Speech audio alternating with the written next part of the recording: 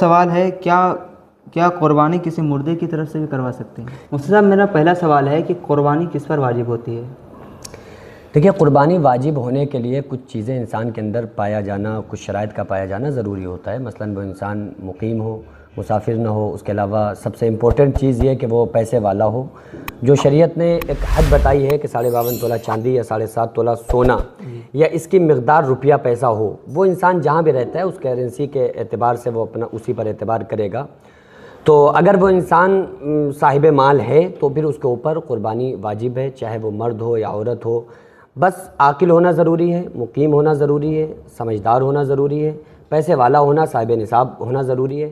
اگر یہ تمام چیزیں اس کے اندر پائی جا رہی ہیں تو وہ انسان صاحب نصاب ہے، اس کے اوپر قربانی کرنا واجب ہے۔ دوسرا سوال ہے کہ قربانی کسی دوسرے کے نام سے کروا سکتے ہیں؟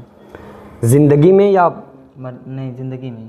ہاں، اگر کوئی انسان دوسرے کے نام سے قربانی کرانا چاہتا ہے، مثلاً ایک باپ یہ سوچ رہا ہے کہ چلو ہم اپنے بیٹے کے نام سے یا اپنی وائف کے نام سے یا کسی کے بھی نام سے اگر وہ قربانی کرانا چاہ رہا ہے تو اس کے لیے ضروری یہ ہے کہ جس کے نام سے قربانی کرائی جا رہی ہے تو وہ راضی ہو اس بات پر، اس کی رضامندی ضروری ہے۔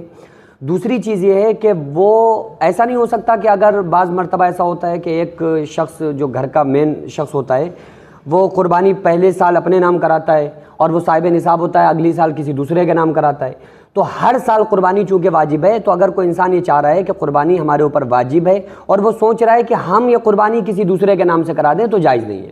یعنی جس کے اوپر قربانی واجب ہے وہ اپنے نام سے بھی کرائے، اور اگر وہ کسی دوسرے کے نام سے کرانا چاہ رہا ہے تو یا تو 2 حصے لے یا پھر 2 بکرے وغیرہ لے، چھوٹے جانور اگر ہیں تو 2 جانور چھوٹے یا پھر 2 حصے، تو ان میں سے ایک جو اس کے اوپر واجب ہے اس لیے وہ ادا کرے، اور پھر دوسری جس کے نام سے چاہے وہ قربانی کرا سکتا ہے۔ چھوٹے حصے میں ایک ہی حصہ رہتا ہے؟ جی، چھوٹے میں ایک ہی حصہ رہے گا، بڑے میں 7 حصے۔ ایک اور سوال ہے کیا قربانی کسی مردے کی طرف سے بھی کروا سکتے ہیں؟ جی بالکل کروا سکتے ہیں۔ اس میں ظاہر ہے کہ اس سے اجازت تو لے ہی نہیں سکتا انسان، تو اس کی طرف سے ایصال ثواب کے طور پر اگر کوئی انسان چاہتا ہے تو اپنے مرحومین کے نام سے جن کی طرف سے بھی چاہے وہ قربانی کر سکتا ہے۔ نفلی قربانی یہ کہلائی جائے گی، اور اس کا جو ثواب ہوگا یہ ثواب اس مرحوم تک انشاءاللہ پہنچے گا جس کے نام سے قربانی کرائی جائے گی۔ سے جو قربانی کا گوشت ہوتا ہے اسے مطلب کسی غریب لوگ دیں یا اپنے ریلیشن والوں کو دیں؟ دیکھیے، اس کے 3 چیزیں ہیں، 3 پیمانے ہیں۔ پہلا تو یہ کہ 3 حصوں میں پہلے اس کو اپنے حصے کو تقسیم کریں، اور پھر اس میں سے ایک حصے پہ جو حق ہوتا ہے وہ ہوتا ہے غربا کا، دوسرے پہ رشتہ داروں کا، تیسرے پہ خود اپنی فیملی کا۔ تو اس میں کنڈیشن یہ دیکھی جائے گی کہ اگر آپ کے یہاں بہت زیادہ لوگ ہیں، آپ کے یہاں خود بہت زیادہ لوگ ہیں، تو پھر آپ پورا بھی کھا سکتے ہیں۔ ایسا کوئی گائیڈ لائن نہیں ہے شریعت کی کہ آپ اس میں پوری طرح سے اتنے حصہ بانٹ کریں۔